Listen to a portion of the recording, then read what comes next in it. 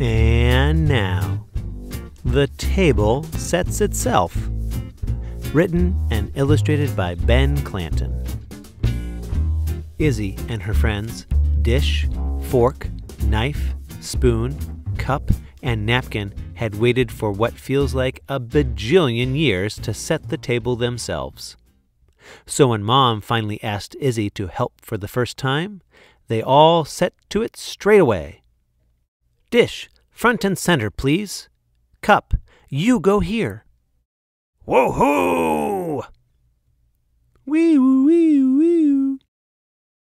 They did such a good job that Mom had them set the table the next night, and the next night, and the next night, and the next night, and the next night, and the next night, and the next night, and the next night, and the next night, and the next night, and the next night, and the next night, and the next night, and the next night, and the next night, and the next night. After being stuck in the same old places for what must have been a zillion times, Izzy and her friends were fed up. "This is so boring! We should all change spots." Everyone agreed that switching places was the best idea since macaroni and cheese, and they started trying all sorts of new table settings. "Get off!" "Oops, sorry." Cut it out!" Some of them were recipes for disaster. "My milk!" "No use crying over spilled milk." But eventually they settled on spots they liked. "Did you hear that pot boiled over?" "Yeah, he was really steamed." Izzy and her friends loved their new spots on the table, but Izzy's parents didn't understand.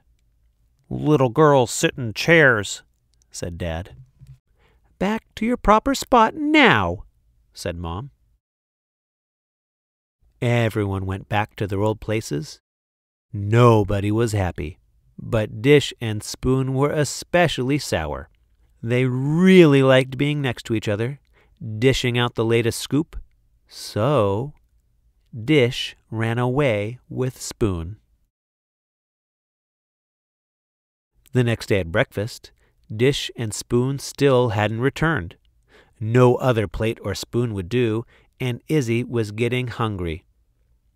Too fancy, too long, too squarish, too big.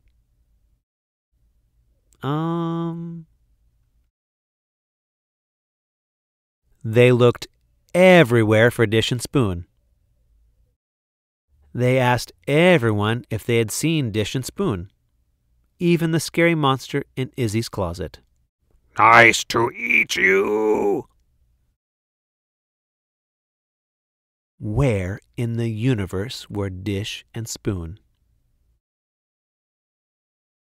It looked like Dish and Spoon might never return. Knife was really cut up about it. Cup felt terribly empty inside. Napkin was crumpled. And Izzy was a complete mess. But then they got a special delivery. "Bonjour from France! The food here is simply divine, and the service never second best. Yes, France is truly a la mode. Much love, Dish and Spoon." Izzy would have taken off for France right then and there, but her parents didn't understand. "Don't be absurd. We are not going to France," said Mom.